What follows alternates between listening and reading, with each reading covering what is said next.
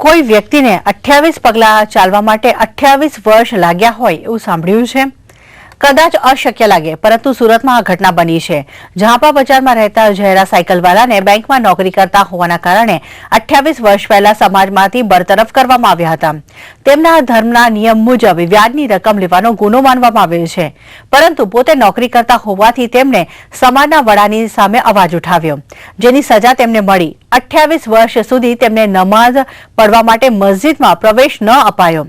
આખરે ઝહેરા સાયકલવાલાએ હાઈકોર્ટમાં રીટ કરી હતી।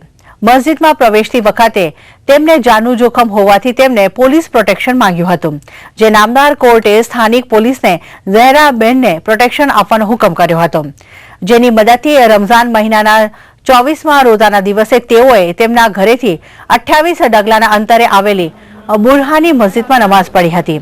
આખરે દાઉદી વોરા સમાજ તેમને સલવાર કમીઝમાં નમાઝ પઢવાની મંજૂરી આપી। ધર્મના ચુસ્ત રીતિ રિવાજો સામે લડી આખરે જીત મેળવી ઝહેરા સાયકલવાલાએ દાઉદી વોરા સમાજમાં નવો ચીલો ચિતર્યો છે।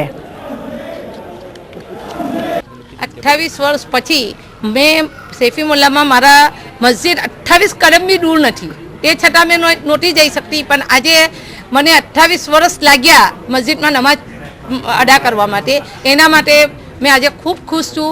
ખુદાની બંદગી કરી અને આજે ડ્રેસના અંદર મને જે નમાઝ પઢવા દીધી તે માટે આજે મને ખૂબ ખૂબ આનંદ છે।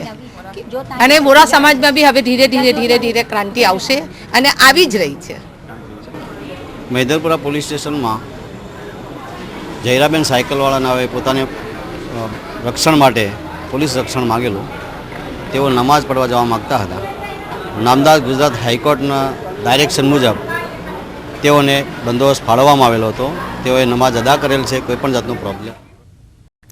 તો આ હતું આજનું આપણું ગુજરાત। નમસ્કાર।